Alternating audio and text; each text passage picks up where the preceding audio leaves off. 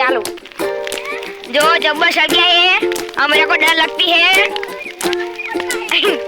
ये जबरदस्त वोल्टेज आती है, मुझे तो उधर से जाना पड़ेगा। आज हमारा वे बंका हम यहाँ साफ करने आए हैं। अभी हम वेकेशन में यहाँ ब्याह हमने यहाँ गफ्फर में दला जाता रहता है, जलता नहीं है और वाइट फेरना पड़ता है, इसलिए हम सड़गाते हैं। भी होता है और यहाँ बहुत सारा रास्ता भी होता है। तो ऐसे करके बैठे होते हैं, इसलिए साफ करना पड़ता है।